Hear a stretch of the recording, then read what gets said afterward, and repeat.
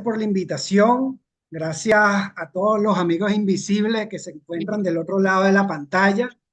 Sí, Es un honor estar con ustedes. Hoy vamos a hablar un tema apasionante que raya prácticamente en la ciencia ficción, ¿no? sí. Vamos a hablar de la, de la resonancia magnética en la terapia neoadyuvante, ¿sí? Entonces, ya que puse. Ahí te podemos ver perfecto. Te estamos viendo tu Ok, pantalla ya.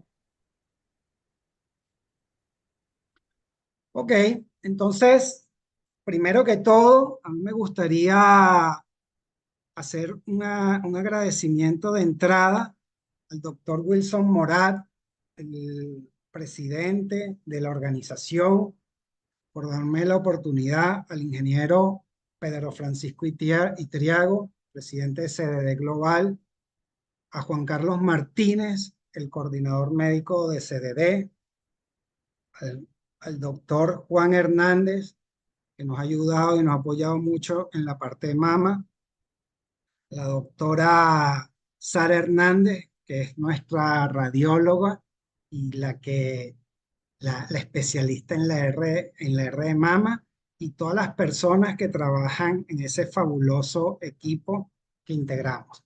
Por otra parte, a mí me pueden buscar en Instagram en grupo Entre Imágenes. Así que busquen en Instagram grupo Entre Imágenes y por ahí pueden escribirme y pueden buscar cantidad de casos.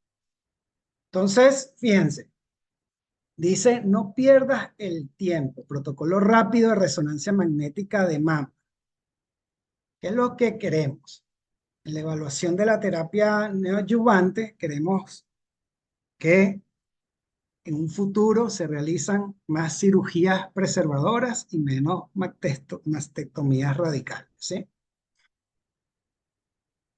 Para hablar del génesis del estudio, el estudio a finales del siglo XX, la doctora Cristina Kuhl propuso unas curvas de realce de contraste, realizó un estudio dinámico y este estudio dinámico lo clasificó en la entrada y la salida. La entrada es el wash-in y la salida es el wash-out.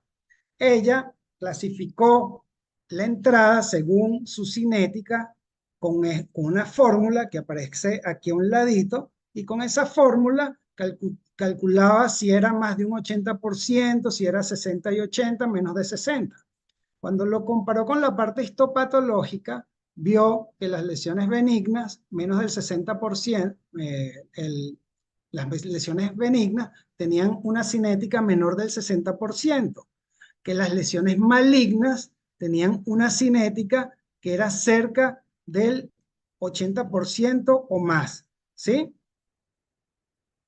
Luego, en la fase tardía de la captación de contraste, vio que habían tres tipos de curvas y las clasificó en tipo 1 cuando eran persistentes en función del tiempo, en tipo 2 cuando era un plató o como los hermosos cerros que tenemos al sur de Venezuela, unos tepuy, y las tipo 3 cuando tenía un washout.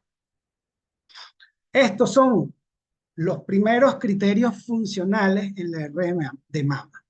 ¿Qué hay atrás de la cinética o el wash-in? Un realce rápido quiere decir que hay un aumento de capilares, aumenta el suministro de oxígeno y de nutrientes y por lo tanto el medio de contraste. ¿Por qué hablamos del medio de contraste? Porque no tenemos cómo evaluar directamente la sangre y utilizamos el medio de contraste que hace el papel de sangre y de la sangre y podemos ver lo que ocurre con ella, ¿no? También podemos ver que la captación de contraste es un fenómeno de permeabilidad y una rápida extravasación de los nutrientes y del medio contraste. En la fase tardía, ¿verdad? Un washout precoz nos está indicando que hay un drenaje de los productos tóxicos celulares y del medio de contraste. Las lesiones malignas, ¿verdad? El 90% suelen ser, el 75% suelen ser curvas tipo 3, menos del 10%, curva tipo 2, y las tipo 1 y las tipo 2 son curvas que están en una zona como de cierta manera inespecífica que podría hacer, pero requiere una mayor evaluación. Esto fue en el año 1999. Luego, en el año 2002, la doctora Nola Hilton es una de las primeras que indica el estudio de resonancia magnética para la evaluación de la terapia neoadyuvante. Entonces, fíjense, ella propone hacer 3 estudios. Un estudio basal antes de la terapia, un estudio cuando viene el cambio, ¿verdad?, del medicamento, y un estudio final para hacer un estudio comparativo. Este estudio arrojó que era un predictor de la respuesta de la terapia neoadyuvante 2 años más, 2 años posteriores. Luego, este ACRIN creció, introdujo en el año 2007 la parte de espectroscopía. Es curioso que hayan metido, porque esto estaba ocurriendo en Estados Unidos cuando en el resto del mundo se estaba trabajando con la difusión, ¿no? Luego, con el tiempo, vimos que la espectroscopía no aportaba mayor información al estudio de mama, y en el 2010 este ACRIN se aplicó para introducir las imágenes de difusión. Luego, en el 2010, sale el estudio y fíjense que se hacen 3 estudios, ¿verdad? Y aquí se le pone hasta un 4.º estudio. Y los resultados de este estudio es que después de 12 semanas de la terapia neoadyuvante, los resultados de el coeficiente aparente de difusión y la difusión sirven como un predictor de la respuesta de la quimioterapia. Entonces, esto es sumamente importante. ¿Por qué? Porque hoy en día uno lee, ¿verdad?, la versión del BIRATS y lo que tiene que ver con la mama, y todavía dice, mira, la imagen de difusión o la espectroscopía puede ser reportada si es clínicamente importante. Pero fíjense, la USOBI ya muestra, ya nos dice cómo son los puntos de corte de los valores ADC cuando son bajos, medios, intermedios y altos según las diferentes patologías, ¿no? Entonces, esto es algo bien importante y esto tiene que ser así. Hoy en día, el que no se haga o no le den el valor de la difusión está muy lejos de lo que es la realidad del médico. Por otro lado, en el 2007, ¿verdad?, el RCNA forma el KIVA, que es el Quantitative Imaging Biomarker Alliance. Él agarra todos los métodos de diagnóstico por imagen, como la tomografía, como la parte de medicina nuclear con PET, la parte de resonancia magnética y el ultrasonido, y están trabajando con los biomarcadores de imágenes y tratan de hacer un consenso. Hoy en día hay un ente en Europa y hay un KIVA en Japón, ¿no? En el año 2013, la doctora Kuhl en el Congreso de San Francisco lanza la bomba atómica. Agarra y lanza el estudio abreviado de resonancia magnética para pacientes con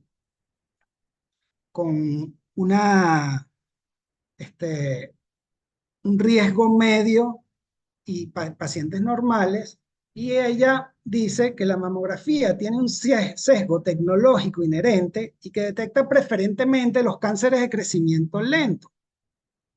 La detección se basa en la identificación de distorsiones estructurales y calcificaciones, es decir, los procesos fisiopatológicos que reflejan cambios indirectos tardíos como la hipoxia, necrosis y fibrosis. Por otro lado, la detección del cáncer por la resonancia magnética se determina por el proceso de angiogénesis del tumor, es decir, por alteraciones del tejido que se correlacionan directamente con la carcinogénesis y la proliferación celular y el crecimiento metastásico. Curiosamente, ese estudio, hay muchos resultados, pero el último resultado posteado fue en el año 2019 y todavía no concluyen los estudios, ¿no?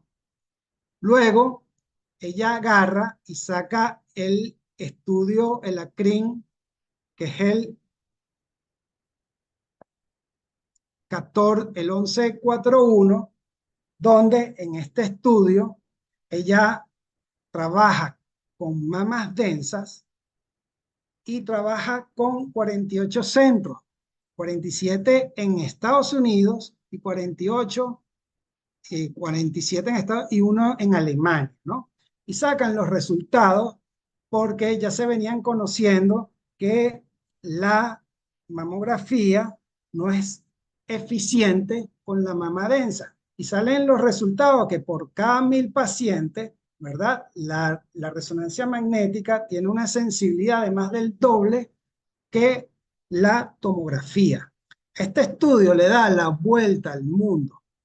Y en Estados Unidos, que está la ley de la mama densa desde el 2009, y cambia la ley de la mama densa pasando una ley federal donde dice que todos los estudios de resonancia magnética tienen que indicar el tipo de la densidad mamaria que tiene el paciente. Y si la paciente tuviera mama densa, tienen que sugerirle el estudio complementario. Y como vieron, hasta una fecha que es octubre de este año para que todos los centros certificaran a su personal y a los equipos. Entonces imagínense el impacto que tuvo este estudio. Por otro lado, el año pasado y desde hace mucho tiempo atrás hay una técnica, ¿verdad?, en imágenes que es la mamografía con medio contraste. La suelen llamar mamografía espectral. Los estudios han indicado que la mamografía con medio contraste es menos sensitiva que la resonancia magnética en casi un 40%, ¿no? Por otro lado, hay un crecimiento enorme de lo que es la inteligencia artificial. En imágenes, para trabajar con inteligencia artificial y ver lesiones, tienes que seleccionar la lesión. Y para seleccionar esa lesión, se trabaja con radiómica. Hablar de radiómica a principios del siglo XXI, prácticamente no había información. Y hoy en día tú pones en Google radiómica y te salen más de 7 millones de artículos. Entonces, fíjense esta publicación de la CERAN, donde dice que los biomarcadores de imagen, la radiómica, la inteligencia artificial, aumentan la precisión diagnóstica, el diagnóstico precoz y agilizan los procesos radiológicos, y esto es según la CERAN, ¿no? Entonces, ¿qué es la radiómica? La radiómica se define como una conversión de imágenes a datos. Cuando yo agarro las imágenes, yo las segmento, y por eso casi todos los programas o las versiones de inteligencia artificial, la parte de segmentación es con radiómica. Entonces yo agarro esas imágenes y las trabajamos. En el instituto yo hice un grupo de trabajo con el doctor Miguel, y van a ver lo que hacemos con la parte radiómica. Sacamos una estadística que la información de la estadística es sensacional. Se inició para estudios oncológicos, pero es potencialmente aplicable para cualquier patología. La radiómica se utiliza en diferentes modalidades de imágenes y su combinación, ¿sí? Entonces, lo otro es que seguimos según las pautas para la detección del cáncer de mama, según la CR, ¿verdad?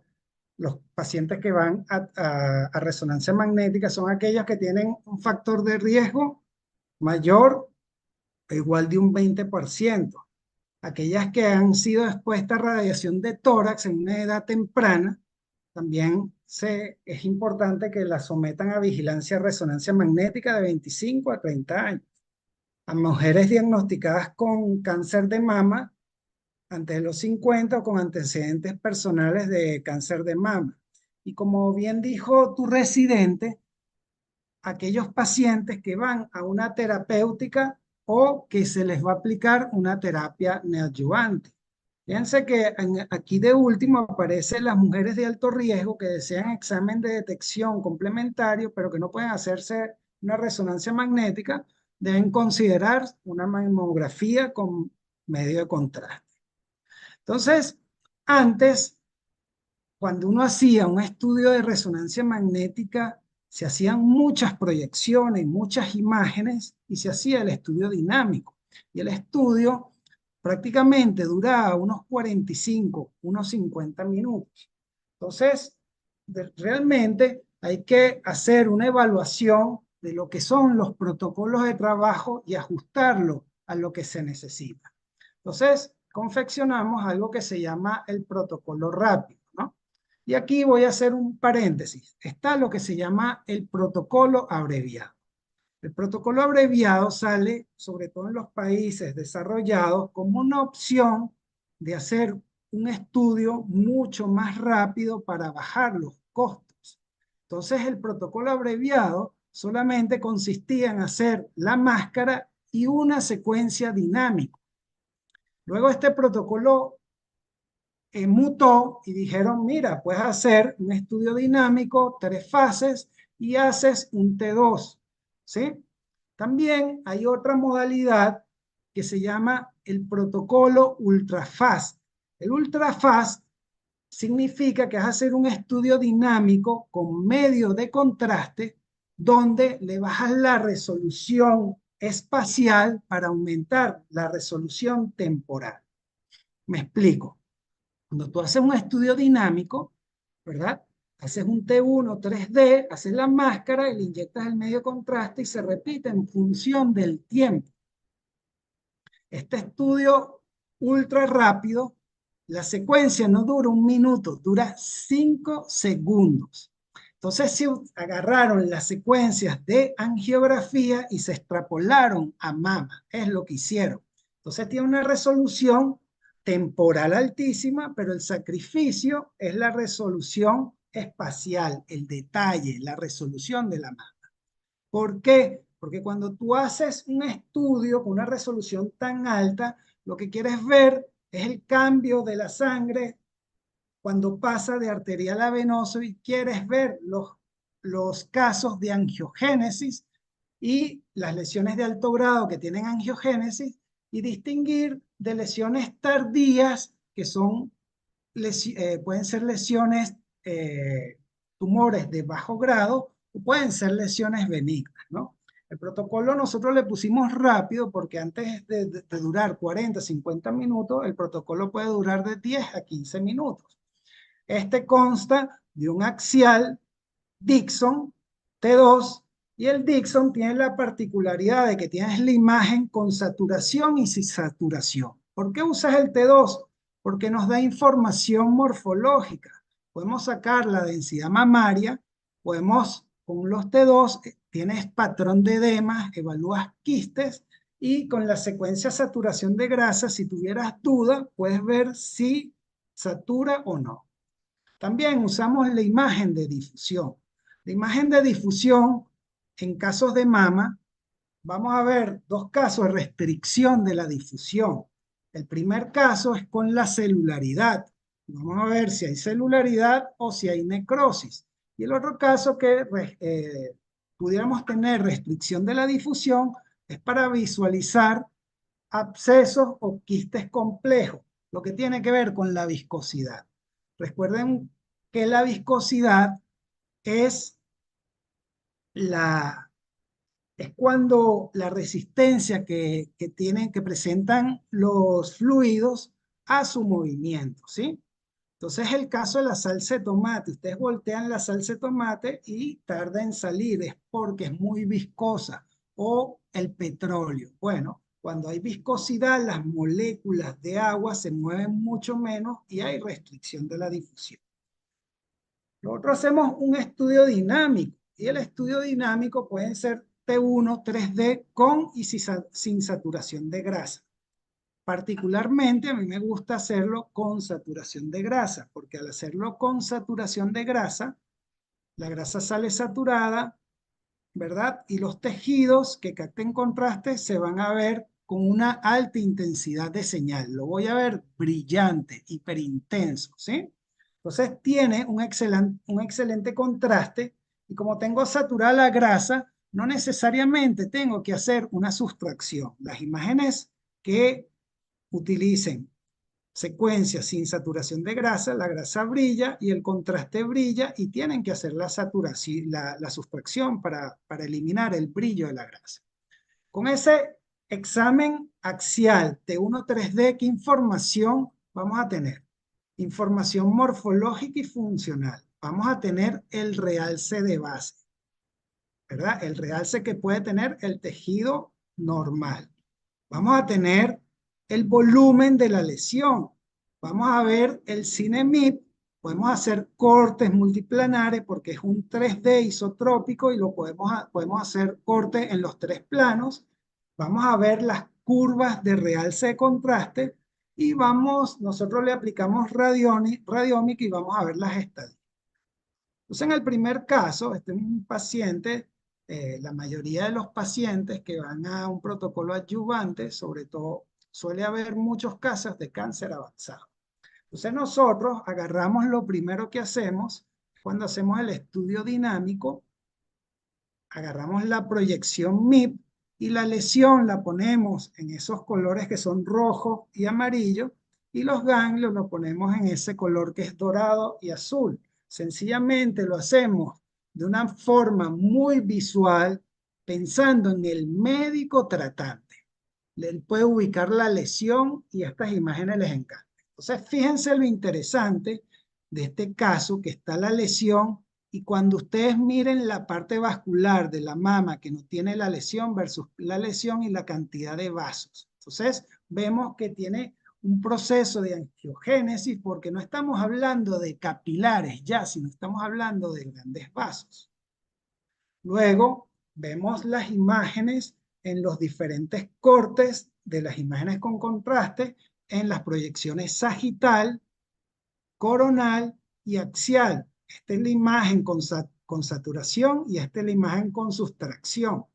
Nosotros agarramos esta lesión, la segmentamos y le calculamos el volumen. ¿Por qué calcular el volumen?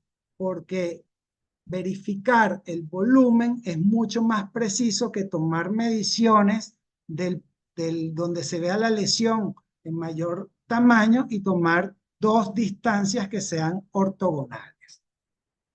Fíjense, otro poder que tiene la resonancia magnética es que tiene una extensión hacia la parte del tórax muy potente y en este caso podemos ver con las flechas amarillas donde la paciente tiene una captación de contraste en la pared costal.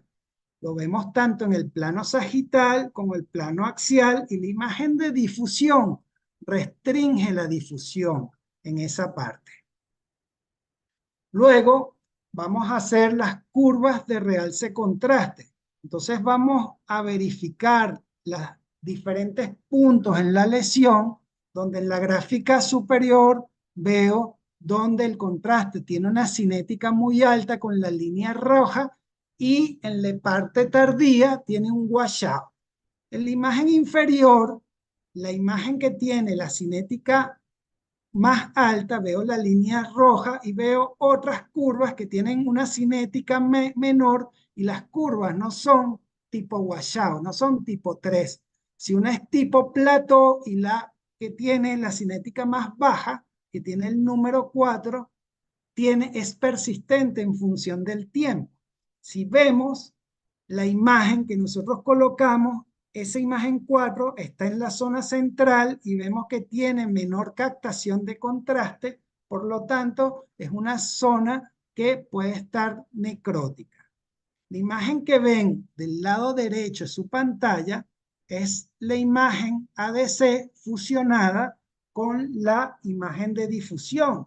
Entonces nos dice que el valor ADC lo ven que es azul, ven en la escala que ven los colores, ven que el valor ADC azul es bajo, verde, amarillo es medio y el valor ADC alto es rojo. Y cuando lo medimos, vemos que el valor ADC está de 0,5 a 0,8 por 10 a la menos 3 milímetros cuadrados. O sea, nos está indicando que el agua, el valor ADC, traduce el movimiento del agua, que el agua se está moviendo poco, por lo tanto, hay mucha celularidad.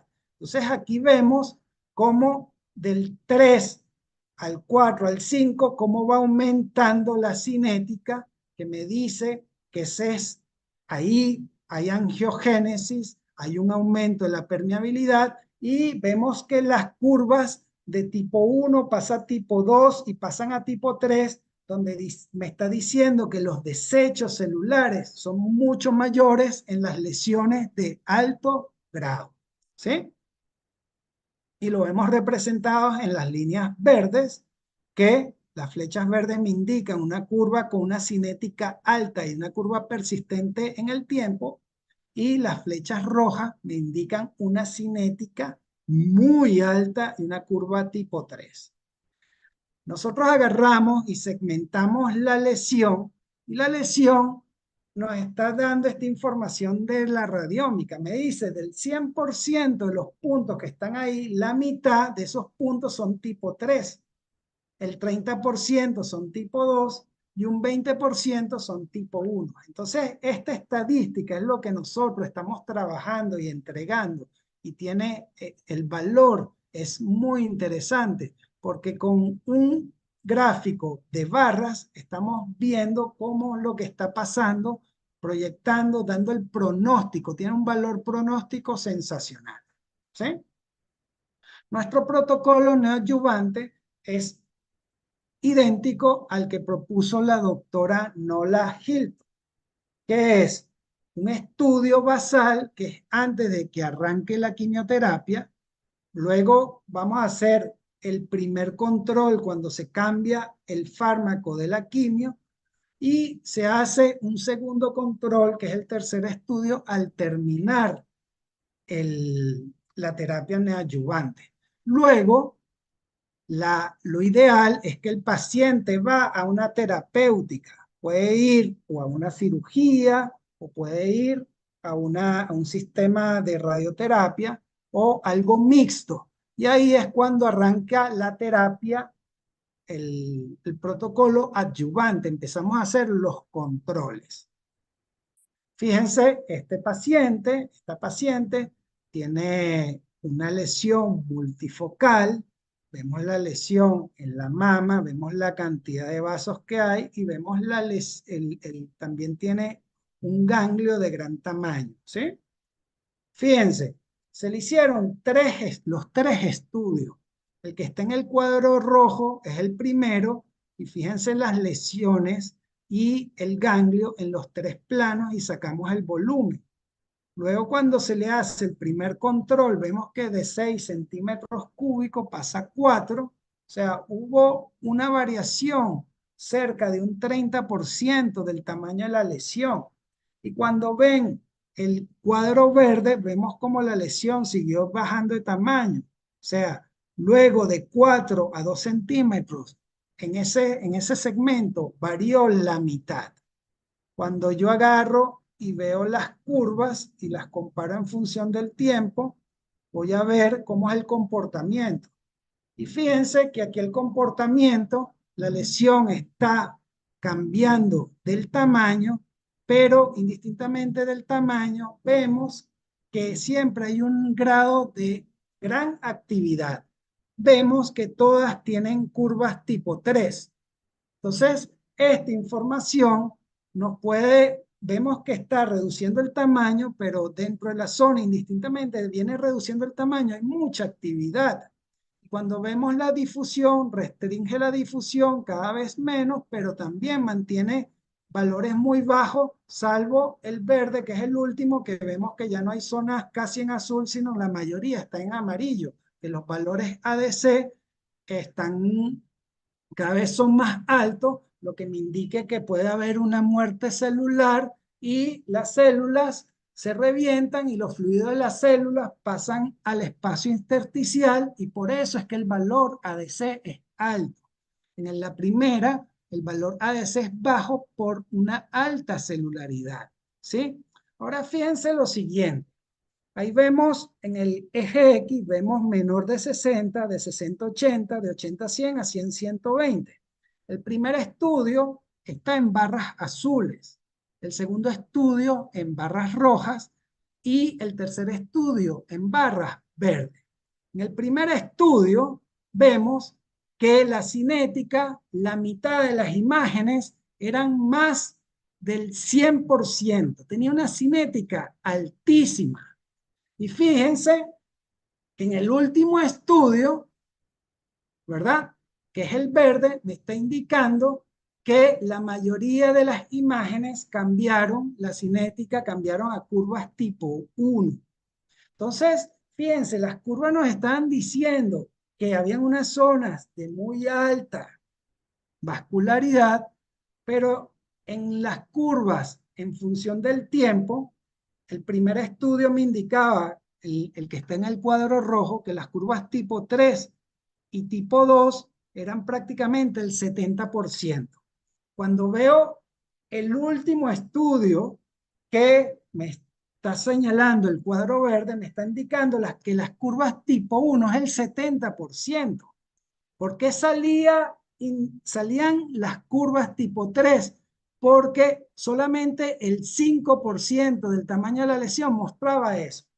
Eso nos quiere indicar que hay un sesgo porque siempre buscamos la zona donde hay mayor actividad, pero no nos está mostrando de una forma estadística cómo era la variación, así como estamos viendo que era muy obvia la variación con el volumen de la lesión. Entonces, fíjense el cuadro el diagrama de barra del cuadro rojo, donde las curvas, el 70% eran tipo 2 y tipo 3, y pasaron a ser la mayoría de las curvas en el cuadro verde tipo 1, que vemos cómo fue la variación. Y aquí vemos el caso de la radiómica. Entonces tenemos los casos que nosotros veníamos haciendo con las cirugías y en este paciente le hicimos el estudio neoadyuvante y el estudio adyuvante con dos controles posteriores y lo vamos a ver. ¿Sí? Este paciente era el caso que vieron anterior y le hicieron una mastectomía radical. Cuando le hacemos el control, fíjense que pues prácticamente quitaron toda la mama y vemos un foco. Ese foco vemos que tiene una cinética baja y una curva persistente en función del tiempo. Fíjense cómo era la curva original, tipo 3. Y fíjense que la cinética va de 300 a 600, subió 300 unidades. Y en la curva que está en el cuadro verde va de 900 a casi 1800. O sea, subió 900 unidades. En la curva que está en la parte morada vemos que es persistente en función del tiempo y la otra es tipo 3. A ese paciente, estas son las diferentes imágenes y lo ubicamos en la estación de trabajo y tratamos de ver lo que está pasando en cada una de estas imágenes. Le hacemos un control 4 meses después y vemos cómo las imágenes en la flecha rosada y vemos en la flecha en la parte inferior, es la parte morada, vemos cómo esa imagen que tenía un foquito que captaba contraste se desapareció. Entonces, vean lo poderoso que es el método, ¿sí?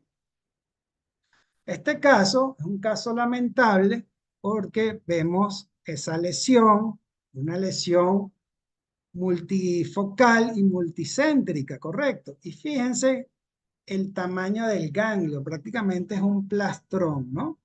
Fíjense, le hacemos sus mediciones, la lesión inicial tiene 8 centímetros cúbicos, el plastrón es más grande que la lesión, y fíjense, noten que luego el plastrón bajó y la lesión, ¿por qué no aparece el tamaño? Porque la lesión se desapareció.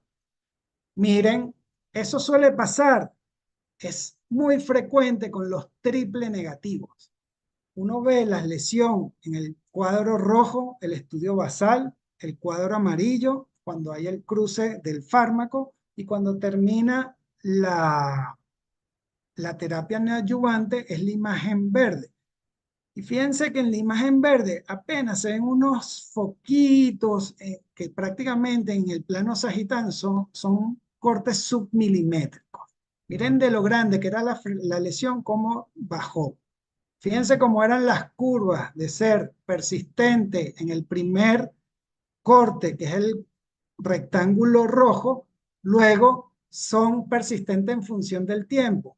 Y esa curva morada puse un testigo en el corazón para que se vea la diferencia con algo que tiene mucho contraste, porque lo que más maneja en ese caso, en el estudio de mama, el mayor número de contraste es el corazón. Se lo puse como un testigo para que vieran la forma de la curva que era persistente en función del tiempo. Y el último estudio, vemos cómo desapareció prácticamente la lesión y vemos esa curva también persistente.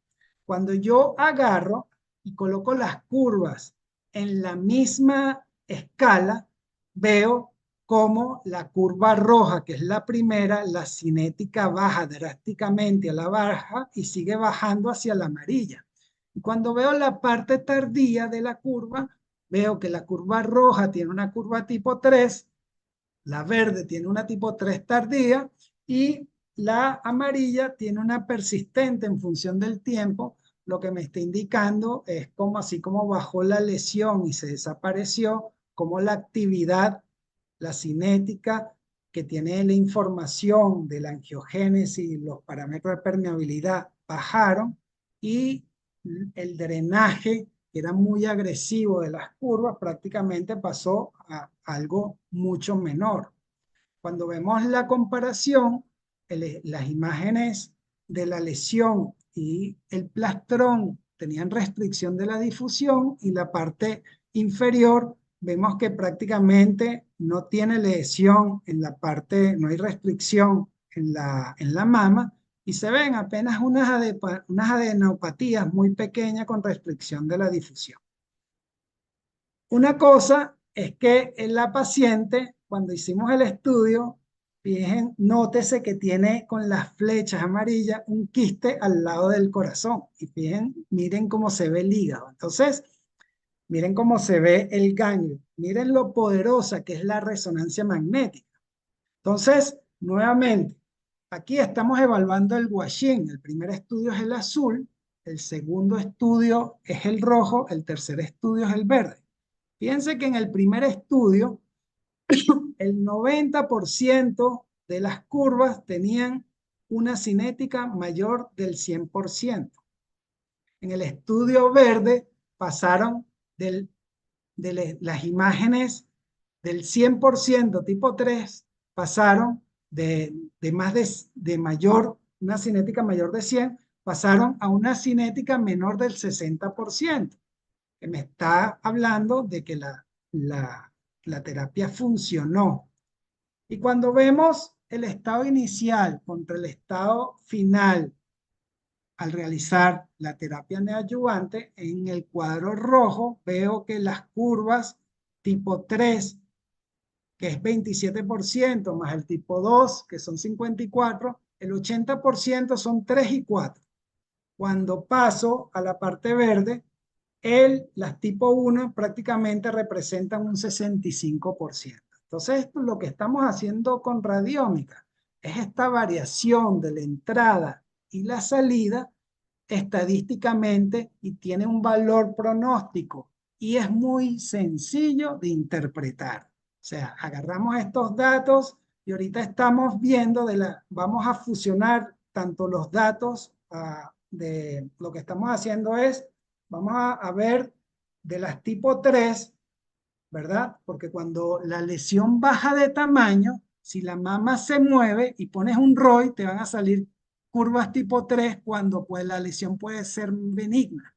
Entonces vamos a cruzar la información de la cinética con el tipo de curva para eliminar los datos que nos pudieran dar una impresión diagnóstica errada. Eso es lo que estamos haciendo hoy día.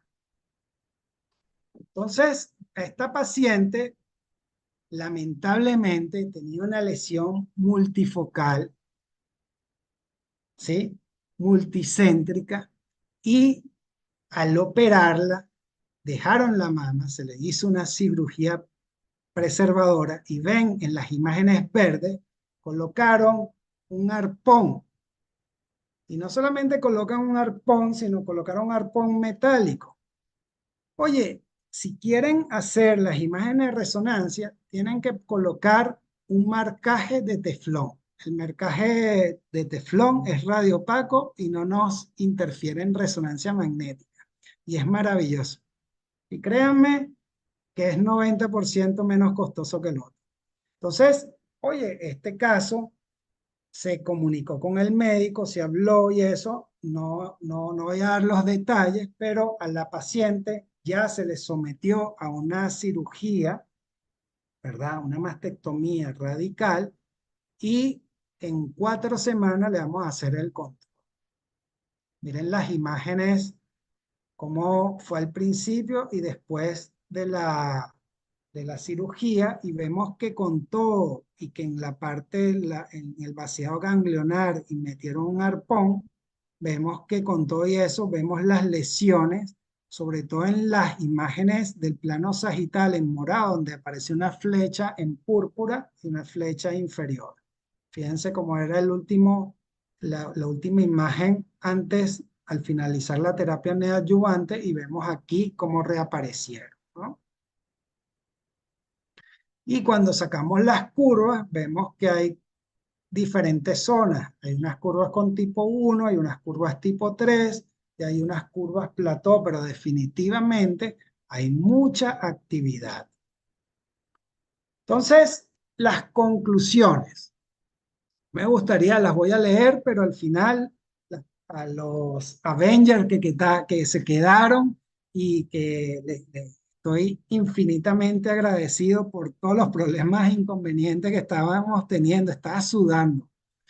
Entonces, vamos, quiero que las conclusiones las den ustedes, pero nuestras conclusiones es, con el protocolo rápido obtenemos una evaluación completa en un tiempo óptimo. Un protocolo así en nuestro equipo dura aproximadamente de 10 a 12 minutos. Si tuviese hoy una máquina con una tecnología de punta, ese protocolo tal vez me durara unos 8 minutos, unos 9 minutos. La buena noticia es que en noviembre nos llega un 3 Tesla y vamos a tener esa tecnología y vamos a hacer los estudios ultra fast. Vamos a hacer estudios dinámicos en menos de 5 segundos, ¿no? Lo otro, la data morfológica, el volumen de la lesión y los biomarcadores nos brindan una respuesta cualitativa y cuantitativa precisa para valorar de una forma efectiva y eficiente la evolución de la terapia neoadyuvante. Las estadísticas obtenidas de la radiómica nos permiten valorar las curvas de captación de contraste de una manera sencilla y eficaz durante la evolución de la terapia. El método nos brinda un valor pronóstico y la efectividad de la terapia o no de la terapia neoadyuvante. Facilitar la información e interpretación para sobre todo los médicos tratantes que no tienen el manejo que puede tener la doctora Exaida, que tiene la doctora Sara Urdaneta, un especialista. Pero entonces de eso se trata, por eso hacer esas imágenes tan visuales, porque se ubican muy bien y sobre todo pueden planificar de una forma efectiva la terapia, tanto si va a una cirugía como si va a una radioterapia, ¿no? Y el objetivo de esto es salvar vidas, ¿verdad? Que esa persona pueda amanecer, pueda hacer su vida, pueda ir a su trabajo todos los días y pueda abrazar y que la abracen todas las personas queridas. Más cirugías conservadoras y menos mastectomías radicales. Y termino como comencé. Somos un equipo de trabajo. Ahí vemos en la imagen superior de la derecha, como estoy compartiendo con la doctora Sara,